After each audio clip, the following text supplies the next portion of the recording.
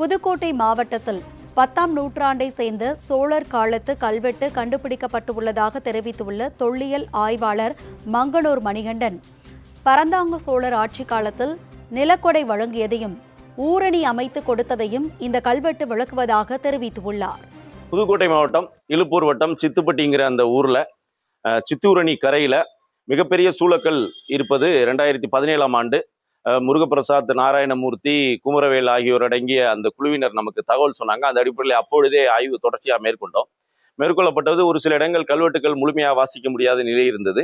தற்போது இந்திய தொல்பொருள் ஆய்வுத்துறையினுடைய பலமுருகன் கல்வெட்டு ஆய்வாளர் அவங்க தலைமையிலான குழு வந்திருக்கிறாங்க. அவங்க நம்ம வாசிக்க முடியாத இடங்களையும் படியெடுக்கும் போது மிக தெளிவாக அந்த இடங்களை வாசிக்க முடிந்தது. முழுமையான செய்தி நமக்கு தெரிய வந்திருக்கு. அந்த கல்வெட்டில் சொல்லப்பட்டிருக்கிற செய்தி ரொம்ப சுவையான செய்தி. அதாவது வரகுண இருக்குவேல் என்பவர் பராந்தக சோழருடைய ஆட்சி காலத்தில் தேவதானம் வழங்கினாங்கன்னா, இங்க இருக்கக்கூடிய வேல்காடை ஈஸ்வரம், அந்த வேல்காடை ஈஸ்வரம், அந்த கோயிலுடைய பேரு வேல்காடை ஈஸ்வரம். அந்த வேல்காடை ஈஸ்வரத்துக்கு இருந்த மகாதேவர்னா அங்க சிவபெருமானுக்கு அந்த பேர் வழங்கப்பட்டிருக்கு. அவருக்கு நிலதானம் தேவதானமாக வழங்கப்பட்ட அந்த செய்தியை பதிவு செய்கிறது. மற்றொரு புறத்துல அந்த கல்வெட்டு 2 பகுதிகளாக பிரிக்கப்பட்டிருக்கு. மற்றொரு பகுதியில இந்த சிற்றூர் ஊரணி, இன்னைக்கும் சித்தூரணி என்று அழைக்கப்படுகிறது.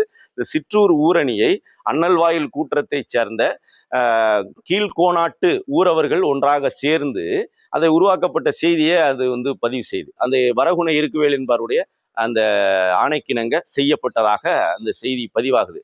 எனவே இது ஒரு மிகப்பெரிய ஒரு தொடர்ச்சி. பராந்தக சோழர் காலத்தில் ஆரம்பித்து இரட்டபாடி சோழர் வரை இந்த கோவில் தொடர்ச்சியாக பல்வேறு மாற்றங்களை செய்து வந்திருக்கிறது, பெற்று வந்திருக்கிறது என்பது செய்தியோடு மிகப்பெரிய வரலாற்று